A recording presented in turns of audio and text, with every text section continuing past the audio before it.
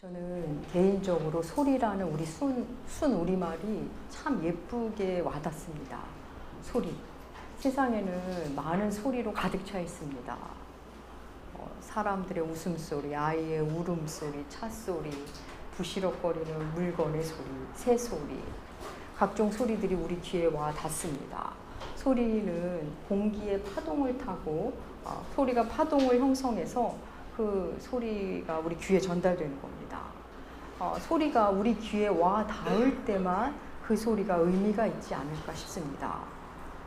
소리의 특징을 뭐 과학적으로 여러 가지가 있겠지만 그냥 우리 일반인이 생각하기에 소리의 특징 중 저는 가장 매력적인 특징은 사라짐이 아닐까 싶습니다.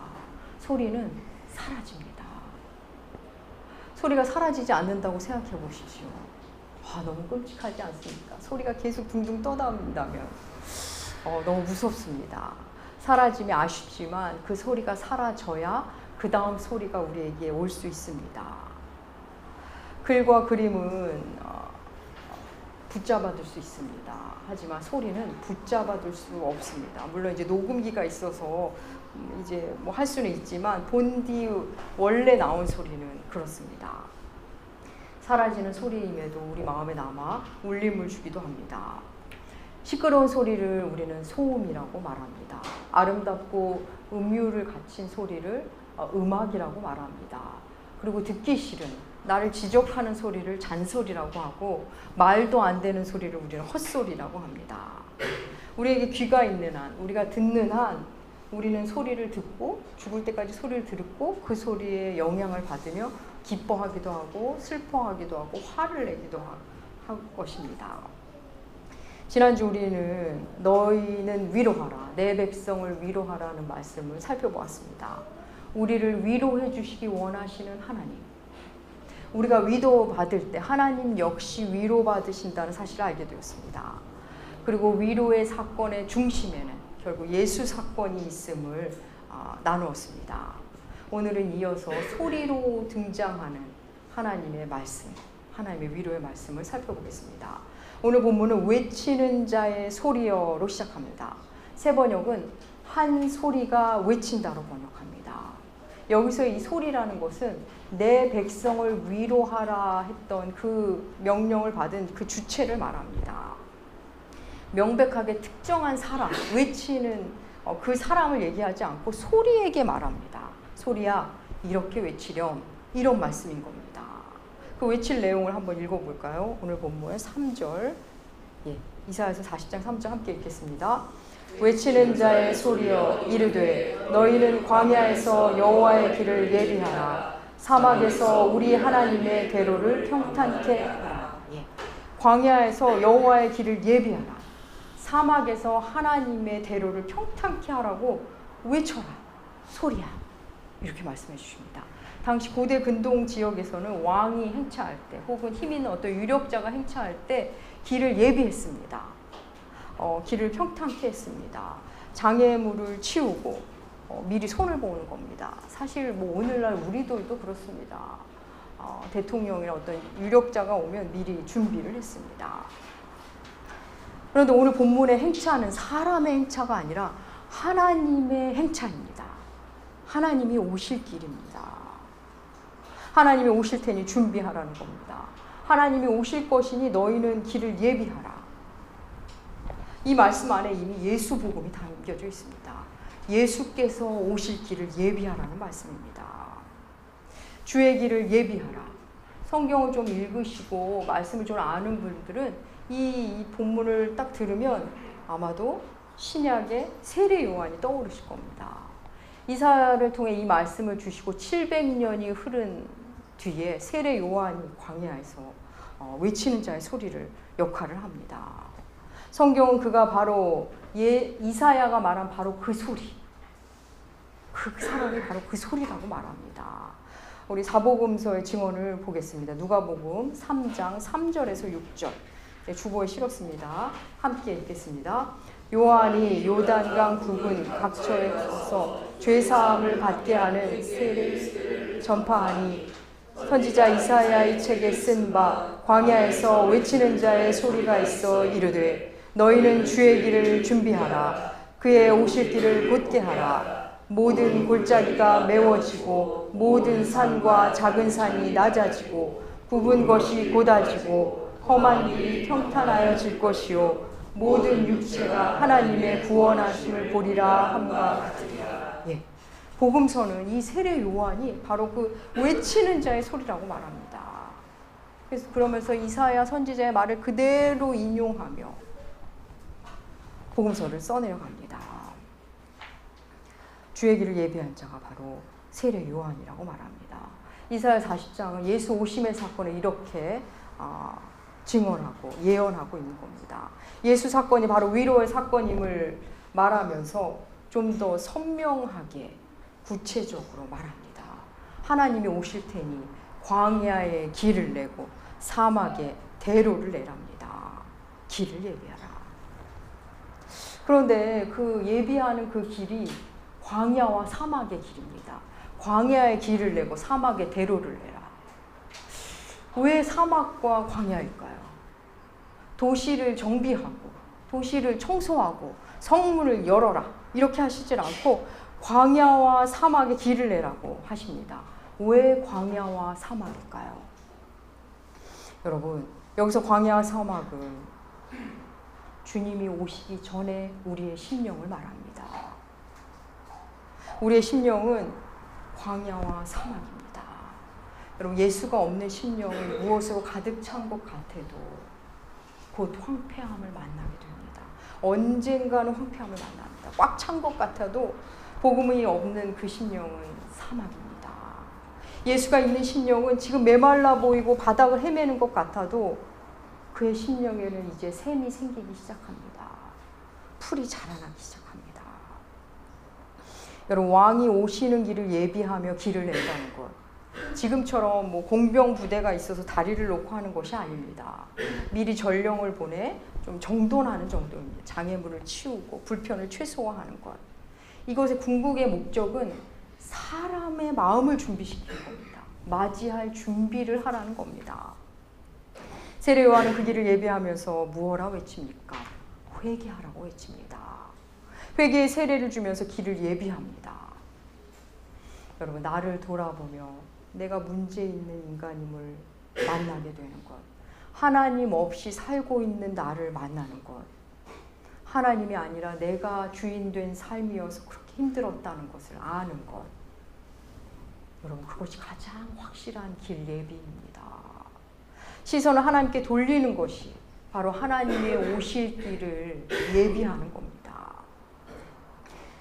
그러면 하나님이 우리 존재에 안 들어오실 수가 없습니다. 그렇게 주님이 우리에게 오시면 어떤 일이 일어날까요? 무슨 일이 일어날까요? 우리에게 일어날 놀라운 일이 4절에 나옵니다. 오늘 본문 4절 함께 읽겠습니다. 골짜기마다 도두어지며 산마다 언덕마다 낮아지며 고르지 아니하는 곳이 평탄하게 되며 험한 곳이 평지가 될 것이요. 예, 골짜기는 올라오고 도두어지고 언덕과 산은 낮아집니다. 그래서 평지가 됩니다. 이건 또 무슨 말씀일까요? 사랑하는 여러분, 우리의 심령 안에 산이 있고 골짜기가 있다는 거 아십니까? 우리 마음 안에는 마음은 울퉁불퉁하고 구불구불합니다. 거칩니다. 그래서 누군가가 내 마음에 들어오기가 너무 힘듭니다. 누군가 들어와서 나를 사랑해 주려고 하는데 내 마음의 이 울퉁불퉁함이 그 사랑을 받지 못합니다. 사랑을 하지도 못합니다. 우리 내면에는 수많은 굴곡진 감정들, 상처들, 아픔들이 깊은 골짜기를 만들어냈습니다. 또한 자기밖에 모르는, 자기만 옳다고 생각하는 놀라운 산이 또 있습니다. 예수께서 우리의 심령에 오시면 이 아픔의 골짜기가 도두어져 위로 올라갑니다. 또한 그 높았던 오만의 산이 깎여져서 평지가 됩니다. 점점 사람이 들어올 만한 세상의 많은 것들을 품을 수 있는 평지로 되어가는 겁니다. 예수로 인해 각양각색의 사람을 수용할 수 있는 사람이 됩니다. 또한 한 개인의 존재감으로 살펴본다면 자신이 골짜기의 삶을 살고 있다는 사람들, 열등감 속에서 자기를 내리누르며 스스로 사는 그 사람들, 그에게 주께서 계속 손을 내미시며 그를 올려주십니다. 또한 자기는 산 위에 있다고 목이 곧은 사람들, 목이 뻣뻣한 사람들, 그런 사람을 주님이 자꾸 끌어내려 주십니다. 공동체적으로는 높은 사람이 내려와서 사람을 섬기기 시작합니다. 낮은 자리에서 고통받던 사람들이 끌어올려주면서 존중받는 공동체가 되기 시작합니다. 사랑하는 여러분, 그래서 주님을 만나는, 주님이 계신 공동체에는 이 힘의 권력 구조가 무너지기 마련입니다. 당연히 무너집니다. 기능적으로 일이 다를 수 있습니다. 질서를 위해 기능이 다를 수는 있지만 사람의 높낮이는 없어집니다. 존재의 위아래는 없습니다. 질서는 있지만 상하 구조가 아닙니다.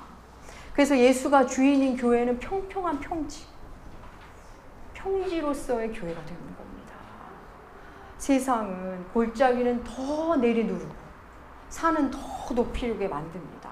아픈 사람 더 아프게 하고 억울한 사람 더 억울하게 몰아가고 교만한 자는 더 교만하도록 가진 자는 더 갖도록 세상을 자꾸 만들어버립니다. 잘생기고 거기에 능력도 있고 예의까지 바른 사람, 그에게 자꾸 몰아주기를 합니다. 그럼 계속 높아집니다. 좀 어설프고 모자라고 일을 잘 못하고 못 따라오는 사람 계속 내리누리고 무시합니다. 하지만 하나님이 그 공동체에 오시면 골짜기가 올라옵니다. 산이 깎입니다. 키가 작은 사람에게는 받침을 대주고 키 큰 사람은 무릎을 구부리는 그런 일이 생깁니다. 그런 일이 일어나는 곳에는 하나님의 영광이 보이기 시작합니다. 그러한 일을 통해 하나님의 영광이 볼 수 있는 모습으로 우리가 만나게 됩니다. 오늘 본문 5절을 이렇게 말합니다. 우리 함께 이사야서 40장 5절 함께 읽겠습니다. 여호와의 영광이 나타나고 온 육체가 그것을 함께 보리라. 여호와의 일이 말씀하셨느니라. 여호와의 영광이 모든 육체가 보리라.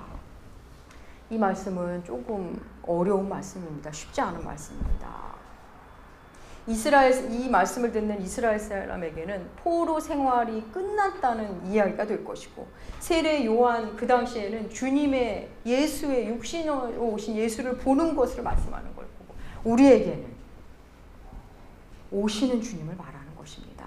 분명한 것은 어떤 형태로든 주의 영광을 본다는 겁니다. 성경은 이것이 반드시 이루어진다는 것을 여호와의 입이 말씀하셨느니라 라는 표현으로 탕탕탕 반드시 이루어진다고 더 강조하고 있는 겁니다. 여러분, 예수께서 오시기 전에 그 길을 예비한 세례 요한이 있었습니다. 이 자리에 있는 여러분들은 예수님을 구주로 고백하고 예배드리기 위해 오신 그런 분들입니다. 여러분이 이 자리에 오기까지 누군가가 여러분이 예수를 만나도록 길을 예비하신 분이 있었을 겁니다. 여러분이 주를 만나도록, 주께서 여러분의 심령에 오실 수 있도록 길이 되어준 존재가 반드시 있었을 겁니다.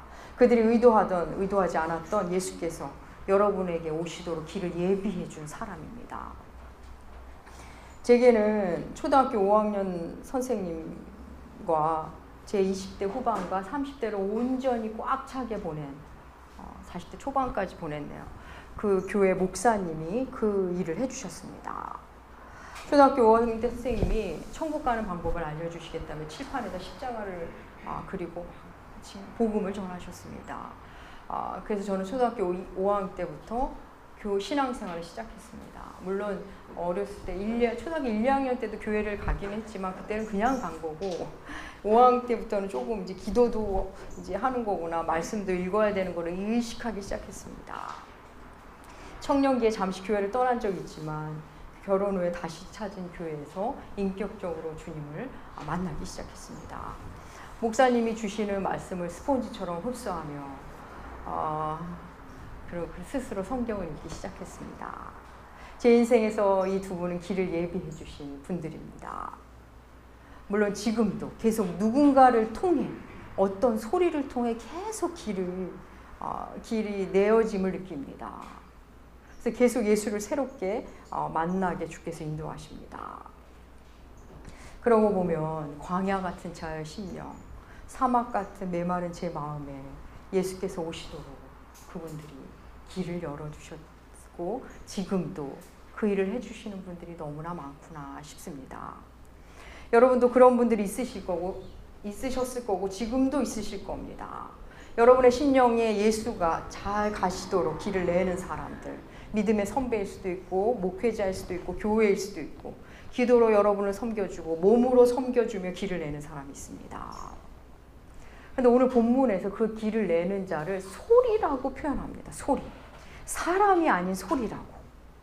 말씀드린 대로 소리의 특징은 사라진다는 겁니다. 외치는 자라 안 하고 소리라고 말합니다. 외치는 자여 소리여 이렇게 말하라. 세례 요한은 정말 외치고 사라졌습니다. 소리는 언제나 그 내용이 중요합니다. 여러분 아무리 예쁜 목소리, 아름다운 목소리라도 그 예쁜 목소리로 욕을 하고 저주의 말을 하고 늘 불평의 말을 한다면 순식간에 추함이 됩니다. 아무리 거칠고 듣기 불편한 음성이라도 힘이 나는 좋은 말을 하고 예쁘게 말을 한다면 그 거친 음성이 상관없어집니다. 소리는 언제나 내용이 중요합니다. 돌아보면 수많은 소리들이 우리에게 주께서 오시는 길을 예비하셨고 주님은 그렇게 오셨습니다. 제가 만난 그 소리들, 깊은 골짜기 같은 제 심령을 다독이는 그 소리를 듣고 있을 때도 주님은 항상 저와 함께 하셨고 오만한 제 산을 깎아내리는 때도 그 고통 가운데 있을 때도 주님은 항상 곁에 계셨습니다. 또한 저를 다듬고 저를 다독여준 그 소리, 그 사람과 사건들은 모두 소리처럼 사라졌습니다. 그 길을 통해 오신 나의 주님만이 제 존재 속에 깊이 살아계십니다. 사랑하는 여러분, 우리는 소리와 예수를 혼동하시면 안 됩니다. 주님을 만날 수 있도록 길을 예비한 사람은 소리로 존재하는 겁니다. 외치는 자의 소리였던 세례 요한이 내가 흥하여야겠다고 주장했다면 그가 자기가 소리 이상의 무엇이 되려고 했다면 어땠을까요? 예수의 길을 예비하는 것이 아니라 예수의 길을 방해하는 자가 되는 겁니다.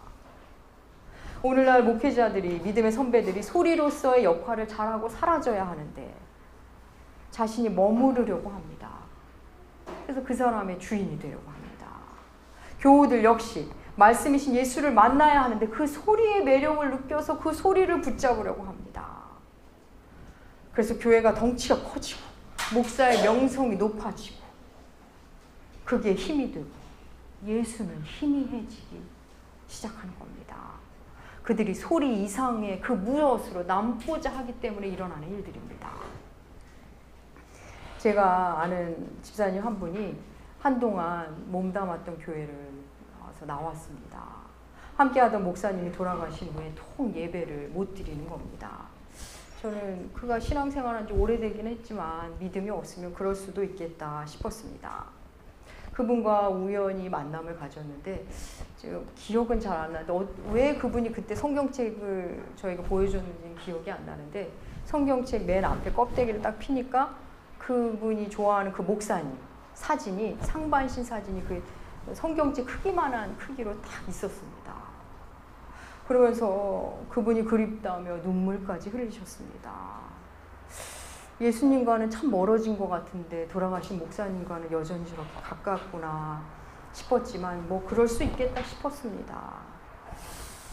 그리고 헤어졌습니다. 그리고 한 1년, 2년 지나서 또 그분을 우연히 만났습니다. 근데 그분이 얘기를 나누자고 해서 잠시 커피숍에서 얘기를 나누는데 그분 여전히 예배는 드리지 않으셨습니다. 그런데 놀라운 것은 그렇게 좋아하던 목사님을 향한 마음이 분노로 바뀌어 있었습니다. 그분이 돌아가신 후에 많은 일들이 드러나면서 그게 사실이라면 너무 화가 난다며 그분에 대한 사랑만큼 미움이 생겨 있었습니다. 어떻게 그럴 수 있냐고 저한테 목사들이 어떻게 그럴 수 있냐고 따지듯 물으셨습니다. 저는 딱히 드릴 말씀은 없고 그냥 예배를 잘 들으시면 하나님이 아마 답을 주시는 날이 올 겁니다라고는 말씀을 드리지 못했습니다. 사랑하는 여러분, 소리는 소리입니다. 소리는 우리를 떠납니다. 소리를 그리워하고 사랑하는 것, 그거 자체는 나쁜 건 아닙니다. 하지만 예수를 전한 소리, 예수를 전했는가 아닌가가 중요합니다. 다시 말하면 내용이 중요한 것이지 그걸 포장한 그 소리 자체는 중요한 것이 아닙니다. 그 소리의 결과가 소리를 사랑하게 했는가, 소리의 내용을 사랑하게 했는가, 그것을 구분할 수 있으셔야 합니다. 소리를 통해 우리에게 오신 예수 그리스도, 주께서 오시면 우리의 그 울퉁불퉁한 산과 골짜기를 다듬어 주십니다. 골짜기에 머물며 상처를 끌어안고 살지 않게 하시고, 산 위에 올라가 목에 힘주며 사는 일을 그만하게 하십니다. 상처로 움푹 패인 곳을 다독이며 올려주시고, 교만과 오만과 기만으로 쌓은 그 높은 산에서 내려오게 하십니다. 그 산을 아프지만 깎아내리십니다. 그래서 우리의 심령을 하나님이 들어오실 수 있는, 하나님이 마음껏 가꾸실 수 있는 정원으로 만들어 가십니다. 우리 모두는 이 과정을 경험합니다. 여러분이 이 과정 중에 있는 분이고 저 역시도 그렇습니다. 이 과정 중에 있는 사람들은 놀랍게도 다른 한켠으로 길을 예비하는 자, 길을 예비하는 소리로 또 살기 시작합니다. 다시 말해 길을 예비하는 자가 된다는 겁니다. 이러한 길 예비는 공동체 차원으로도 확대됩니다. 여러분, 길을 예비하는 것은 모든 교회의 임무입니다. 독일 신학자 보네퍼는 교회의 길 예비에 대해서 이렇게 표현한 바 있습니다. 굶주린 자에게 빵을, 노숙자에게 집을, 권리를 빼앗긴 자에게 정의를, 고독한 자에게 사귐을, 노예에게 자유를 주는 일이 바로 길을 예비하는 것이다. 그렇습니다. 교회의 역할은 최일선에 서서 사회개혁을 하는 것이 아닙니다. 최일선에 들어가서 개혁을 하는 게 아닙니다. 개인으로서는 하는 그 자리에서 당연히 해야 합니다. 할 수 있는 한 최선을 다해야 합니다. 하지만 교회 이름으로 그곳에 파고 들어가는 것은 교회의 본래 역할은 아닙니다. 물론 이제 어떤 예외적 상황은 있을 수 있지만, 교회는 사람이 예수를 만날 수 있도록, 그들이 주님을 만나도록 길을 열어주는 겁니다. 굶주린 자에게 빵을 주며 빵을 주는 대신에 예수를 믿으라, 그렇게 값싼 복음으로 전락시키는 것이 아닙니다. 노숙자에게 조건부로 예수를 낳으면 이러저러한 일을 우리가 해주겠다, 그게 아닙니다. 그냥 우리는 주의 사랑으로 그냥 우리는 그들을 돕는 겁니다. 굶는 자에게 빵을 주고 아픈 사람과 함께 있는 것, 이웃의 결핍을 채워주는 것, 그러다 보면 예수가 그들에게 갈 길이 열리기 시작합니다. 교회의 목적이 선행은 아니지만 다른 종교단체들의 선행과 우리와 색깔이 전혀 다른 그 근본적인 이유입니다. 교회가 이웃을 돌보고 섬기는 것은 주를 만나도록 돕는 길 예비가 되지 자선 자체가 목적이 되지 않습니다. 그런데 오늘날 길을 예비해야 하는 교회가, 오늘 우리 집사님 기도에도 언급하셨듯이 도리어 길을 예비하는 게 아니라 길을 차단하기도 합니다. 교회가 기본적인 상식과 윤리의식조차 없어서 사람들이 예수를 만나러 가는 길을 방해하고 장애물이 되고 차단하기까지 합니다. 사람들은 교회 다니는 사람들이 더해, 교회도 똑같아, 이런 말로 교회에 대한 실망을 감추지 않습니다. 교회가 길을 예비하는 것이 아니라 차단하고 있기 때문입니다. 교회 안에서도 마찬가지입니다. 교회를 좀 더 오래 다닌 사람이 나보다 연약한 자와 같이 앉아서 교회의 잘못을 꺼내서 마음껏 흉을 보고 수군거리고, 그런 길을 차단하고 있는 것입니다. 사실 다른 교회와 어때하든, 다른 사람들이 어떠하든 먼저 우리부터, 나부터 최소한 길을 차단하고 방해하지는 않아야겠습니다. 사랑하는 여러분, 우리는 한쪽으로 계속 소리를 만나고 또 누군가에게 소리가 되어줍니다. 이걸 우리가 의도하는 게 아니라 말씀대로 살면 그냥 그 일을 하게 되는 겁니다. 여러분이 주님을 깊이 만나면 만날수록 사라지는 소리가 무엇인지를 만나게 되실 겁니다. 그리고 내가 소리였다는 것을 깨달을 때 잠옷 서봉을함도 만나게 되실 겁니다. 나는 소리였지. 나는 사라져야 되지를 만날 때 서운함이 찾아오실지도 모르겠습니다. 사랑하는 여러분, 예수 없는 심령은 광야이고 사막입니다. 예수가 오시면 우리 심령의 골짜기를 도두고 산을 깎아서 평지로 만들어 주십니다. 나는 죄인이라는 것에 눈뜨게 하시고 오만과 착각의 산을 낮추십니다.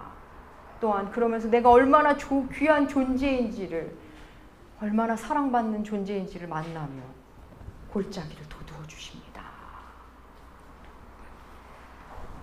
교회는 기능적 차이가 있을 뿐, 질서가 있을 뿐, 높고 낮음이 있는 공동체가 아닙니다.